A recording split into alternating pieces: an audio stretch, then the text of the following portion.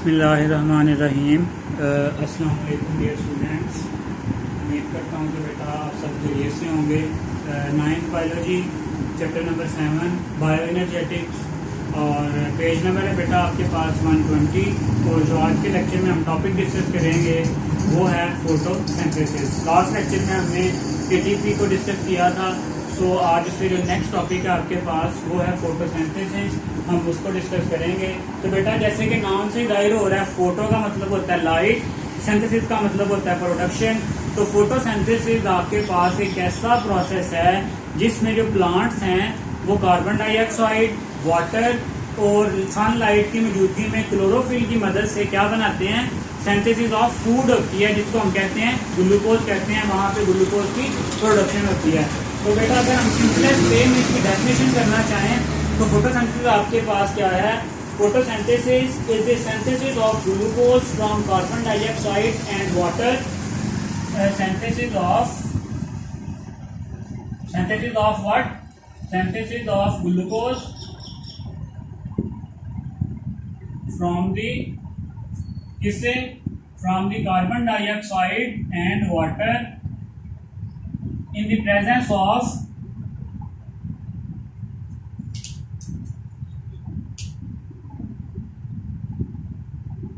presence of sunlight and chlorophyll। ठीक है, क्या है? Photosynthesis is the synthesis of glucose. किसकी प्रोडक्शन होनी है? ग्लूकोज की। कहां से? From the carbon dioxide and water. ठीक है, in the presence of sunlight and the chlorophyll with oxygen as by product. ये भी आप मेंशन कर लें, with oxygen as by product. चलिए पहले देखते हैं इसकी इक्वेशन, देखते हैं ताकि आपको क्लियर हो जाए क्या है। इसमें हमने देखा कि it is the production of glucose by using carbon dioxide and water in the presence of sunlight plus chlorophyll. बनेगा क्या हमारे पास? ग्लूकोज C6H12O6, ये ग्लूकोज का फॉर्मूला है। ठीक है, इसके साथ साथ बेटा बाई प्रोडक्ट में आपके पास यहाँ पे ऑक्सीजन बनेगी। ठीक है, यहाँ पे आपके पास जो वाटर है उसकी भी सिंथेसिस होगी। क्लियर हो गया? चलें अब इस इक्वेशन को बेटा जी बैलेंस कर लें। तो क्या यहाँ पे 6CO2 12H2O in the presence of sunlight and the chlorophyll, plant will convert these carbon dioxide and water to the glucose and the additional byproduct of the oxygen। Clear हो गया? चलें अब बेटा ये जो आपके पास photosynthesis is an anabolic process. हमने डिस्कस किया था कि मेटाबॉलिज्म में दो तरह के रिएक्शंस होते हैं, कैटाबॉलिक एंड दी एनाबॉलिक। तो ये जो आपके पास फोटोसिंथेसिस है ये क्या है? एक एनाबॉलिक प्रोसेस है। कौन सा प्रोसेस है? एनाबॉलिक। एनाबॉलिक क्या होता है? जिसमें smaller molecules combine to form larger molecule. ठीक है, तो यहाँ पे कार्बन डाइऑक्साइड वाटर मिलके क्या बना रहे हैं? ग्लूकोज बना रहे हैं, C6H12O6। क्लियर हो गया? चलें अब बेटा इसकी इंपॉर्टेंस यही आ जाएगी कि सबसे जो मोस्ट इंपॉर्टेंट लाइफ के लिए रिएक्शन है रेस्पिरेशन के बाद वो फोटोसिंथेसिस ही है, क्योंकि जितनी भी आपके पास फूड प्रोडक्शन हो रही है वो सारी की सारी किस प्रोसेस के थ्रू हो रही है? फोटोसिंथेसिस के लिए। ठीक है, important component of the bio energetics in living organism. इसकी इंपॉर्टेंस भी आ सकती है बेटा। Define photosynthesis, give its importance. ठीक है, तो इसकी इंपॉर्टेंस में पहली बात आ जाएगी, it is the main component of the bio energetics. ठीक है, main component of bio energetics in living organism. ठीक है, लिविंग ऑर्गेनिज्म में जो फोटोसिंथेसिस है वो एक मेन कंपोनेंट है। ठीक है, it is the most important biochemical pathway and nearly all life depends on it, क्योंकि इससे क्या प्रोड्यूस होती है, फूड। ठीक है, मोस्ट इंपॉर्टेंट केमिकल पाथवे है ये आपके पास, मोस्ट इंपॉर्टेंट पाथवे। क्यों इंपॉर्टेंट है, क्योंकि जितनी भी लाइफ है, अगर बेटा फूड प्रोडक्शन नहीं होगी, कुछ खाएंगे नहीं तो जिंदा कैसा रहेंगे। ठीक है, तो nearly all life depend upon, nearly all life depends on what, depends on photosynthesis. Clear हो गया। चलें, अब बेटा सिर्फ ये यहाँ पे ये भी आप बात याद रखें कि एक जनरल कॉन्सेप्ट है कि फोटोसिंथेसिस सिर्फ और सिर्फ प्लांट्स में होता है। नहीं बेटा, आपके पास plants, algae, protists, even bacteria भी जो हैं वो क्या करते हैं, फोटोसिंथेसिस करते हैं। कौन कौन, प्लांट्स, प्रोटिस्ट्स, ठीक है, इसके अलावा एल्गी और सम बैक्टीरिया जिनको हम साइनोबैक्टीरिया भी कहते हैं। बेटा वो सारे के सारे क्या करते हैं, फोटोसिंथेसिस के थ्रू जो है फूड प्रोडक्शन करते हैं। सो इसलिए ये जो फोटोसिंथेसिस का प्रोसेस है ये बहुत इंपॉर्टेंट है। क्लियर हो गया कि पहले हमने देखा कि फोटोसिंथेसिस की डेफिनेशन क्या है कि photo mean light, synthesis mean production. तो फोटोसिंथेसिस में सिंपली क्या होता है, ग्लूकोज की प्रोडक्शन होती है। कहाँ से, from the carbon dioxide and the water in the presence of sunlight and the chlorophyll. फिर हमने देखा इसकी इंपॉर्टेंस ये है कि ये आपके पास एक एनाबॉलिक रिएक्शन है। ठीक है, जिसमें क्या होता है, स्मॉलर मॉलिक्यूल्स मिलकर लार्जर मॉलिक्यूल्स बना देते हैं। फिर ये है कि ये मोस्ट इंपॉर्टेंट केमिकल पाथवे है, क्योंकि जितनी भी लाइफ है आपके पास वो फूड की अवेलेबिलिटी पे डिपेंड करती है। तो जितनी भी फूड प्रोडक्शन होती है वो सारी की सारी किस प्रोसेस के थ्रू होती है, फोटोसिंथेसिस के थ्रू होती है। क्लियर हो गया।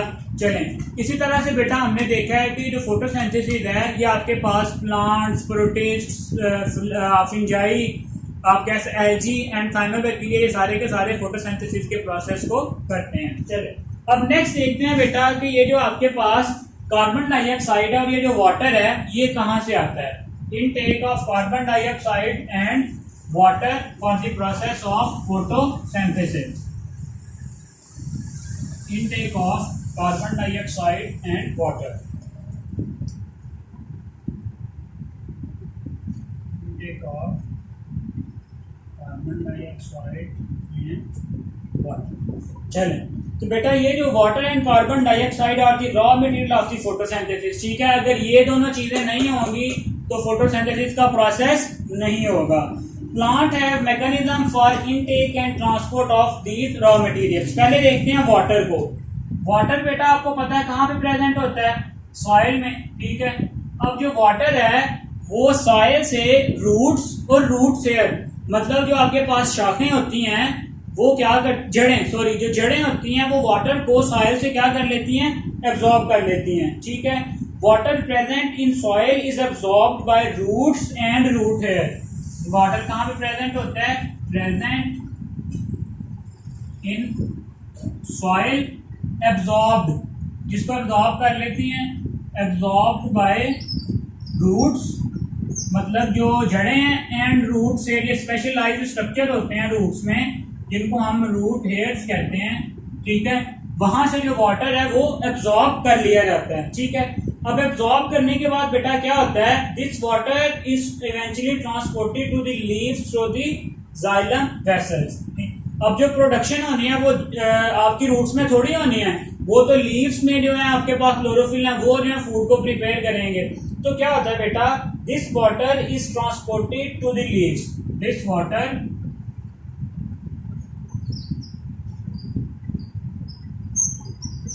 is transported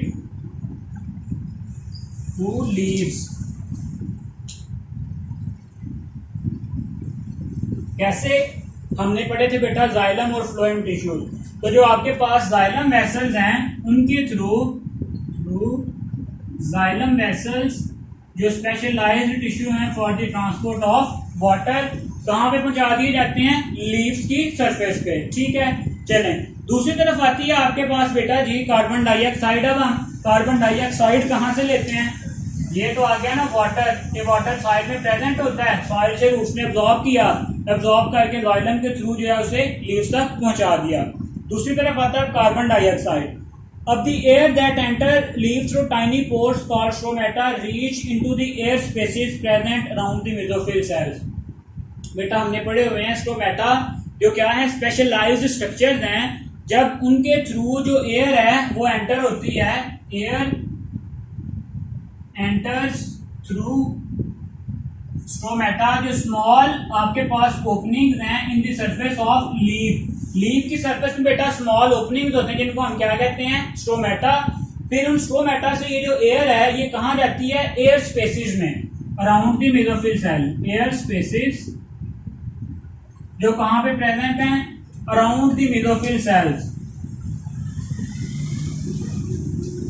मेसोफिल बेटा स्पेशलाइज्ड सेल्स हैं जो फोटोसिंथेसिस में इन्वॉल्व होते हैं, मेसोफिल सेल्स। ठीक है, अब वहां पे ये जो एयर पहुंच गई है, this air carries carbon dioxide which get absorbed in thin layer of water surrounding mesophyll cells. ठीक है, अब ये जो एयर है इसमें क्या प्रेजेंट होगी, कार्बन डाइऑक्साइड। ठीक है, अब यही जो कार्बन डाइऑक्साइड है, मेसोफिल सेल्स फॉर एग्जांपल ये आपके पास मेसोफिल सेल्स हैं, इनके बाहर वाली सतह पे बेटा एक थिन लेयर होती है किसकी, वाटर की। ठीक है, अब ये जो वाटर की थिन लेयर है ये एब्जॉर्ब कर लेती है इस कार्बन डाइऑक्साइड को। क्लियर है? इस तरह से जो वाटर है वो आया सॉइल से, जो कार्बन डाइऑक्साइड है वो कहां से आई, एयर से। क्लियर है? तो इस तरह से बेटा ये जो दो आपके पास रॉ मटेरियल्स हैं, ये अलग से भी शॉर्ट क्वेश्चन पूछा जा सकता है कि how plants intake of carbon dioxide and water take place in the plants. ठीक है, चले नेक्स्ट है बेटा मैकेनिज्म ऑफ फोटोसिंथेसिस। बेटा बहुत इंपॉर्टेंट चैप्टर टॉपिक है, इस जो है चैप्टर का कॉन्सेप्ट के हवाले से भी और इम्पोर्टेंस के हवाले से भी, कि जो मैकेनिज्म है फोटोसिंथेसिस का वो क्या है। ठीक है, तो मैकेनिज्म में बेटा हमारे पास आते हैं दो तरह के प्रोसेसेस। मैकेनिज्म की अगर हम बात करें तो उसमें हमारे पास दो तरह के प्रोसेसेस आते हैं। एक को हम कहते हैं लाइट रिएक्शन, ठीक है, और दूसरे हैं बेटा जी आपके पास डार्क रिएक्शन। ठीक है, पेपर पॉइंट ऑफ व्यू से बहुत इंपॉर्टेंट शॉर्ट क्वेश्चन है, differentiate between light reaction and the dark reaction. ठीक है, चलें पहले देखते हैं कि लाइट रिएक्शन क्या है आपके पास। तो बेटा लाइट रिएक्शन हमारे पास light energy is captured and used to make high energy molecules. इसमें क्या होता है, लाइट एनर्जी इज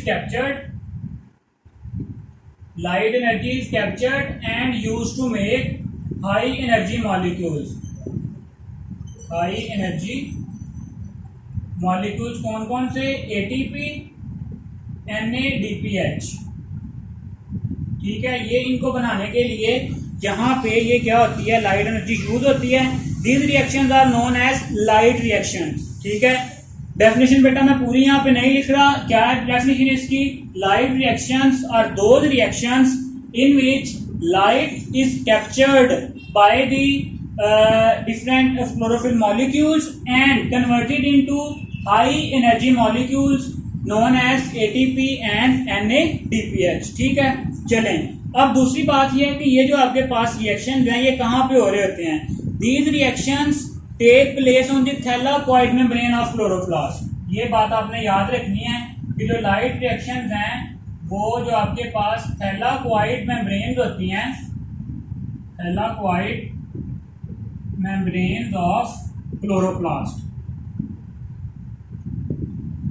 वहां पे ये जो आपके पास लाइट रिएक्शंस हैं ये टेक प्लेस होते हैं। तो दूसरी तरफ है आपके पास पहला फेज ये होता है, दूसरा फेज होता है डार्क रिएक्शंस का। अब डार्क रिएक्शंस में क्या होता है, carbon dioxide is reduced to make glucose.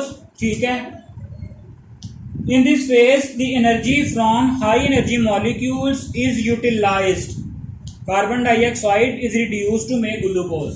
तो जो आपके पास डार्क रिएक्शन है इसमें क्या होता है, carbon dioxide is reduced to make glucose. अब बेटा यहाँ पे क्या हुए थे, ये जो हाई एनर्जी मॉलिक्यूल्स बने थे, लेकिन इस स्टेप में हम क्या करेंगे, इन्हीं हाई एनर्जी मॉलिक्यूल्स को यूटिलाइज करेंगे। ठीक है, energy from high energy molecules is utilised, energy from high energy molecules is utilised. किस लिए? For the synthesis of the glucose.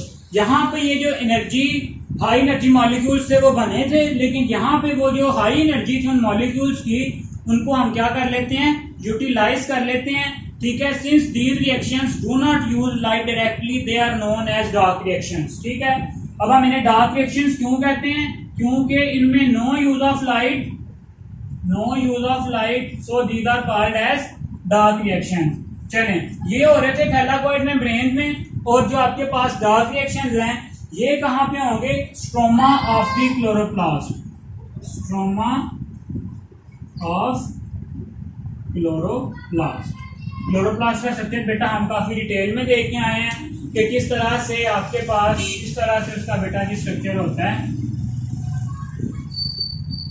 ठीक है, यहाँ पे बहुत सारी जो थैलाकोइड मेम्ब्रेन होती हैं जिनको हम ग्रेनम, ठीक है, तो यहाँ पे बहुत सारा फ्लूइड होता है जिसको हम कहते हैं स्ट्रोमा। तो जो आपके पास डार्क रिएक्शन है वो कहाँ होते हैं? स्ट्रोमा में, और जो लाइट रिएक्शन है वो थैलाकोइड मेम्ब्रेन्स में हो रहे होते हैं। क्लियर है? चलें, पेपर पॉइंट ऑफ व्यू से बेटा ये पूछा जा सकता है differentiate between light reactions and dark reactions. फिर से देखें, लाइट रिएक्शन बेटा आपके पास ऐसे रिएक्शंस हैं जिनमें लाइट यूज हो रही है, डायरेक्ट जो लाइट है उसकी एनर्जी को कन्वर्ट किया जाता है हाई एनर्जी मॉलिक्यूल्स में। कौन सी? एटीपी और NADPH। ये रिएक्शंस कहाँ आ रहे होते हैं? थैलाकोइड मेम्ब्रेन ऑफ द क्लोरोप्लास्ट। दूसरी तरफ देखें, अगर जो डार्क रिएक्शंस हैं उनमें जो कार्बन डाइऑक्साइड है रिड्यूस टू मेक ग्लूकोज, और वही जो हाई एनर्जी मॉलिक्यूल्स थे उनकी जो एनर्जी है उसको हम क्या कर लेते हैं? यूटिलाइज कर सकते हैं। अब बेटा एक जो आपकी कंफ्यूजन है या मिसकंसेप्शन है वो ये है कि क्या अगर लाइट होगी तो डार्क रिएक्शंस नहीं होंगे? नहीं बेटा, डार्क रिएक्शंस हैं उनकी लाइट हो या ना हो कोई फर्क नहीं पड़ता। ठीक है, क्योंकि उन्होंने नो यूज ऑफ लाइट, उन्होंने लाइट को यूज ही नहीं करना। ठीक है बेटा, आज के लेक्चर के लिए इतना ही। नेक्स्ट फिर इंशाल्लाह जो हम लाइट रिएक्शंस और डार्क रिएक्शंस की जो डिटेल समरी है वो फिर हम नेक्स्ट लेक्चर्स में डिस्कस करेंगे। अल्लाह हाफिज।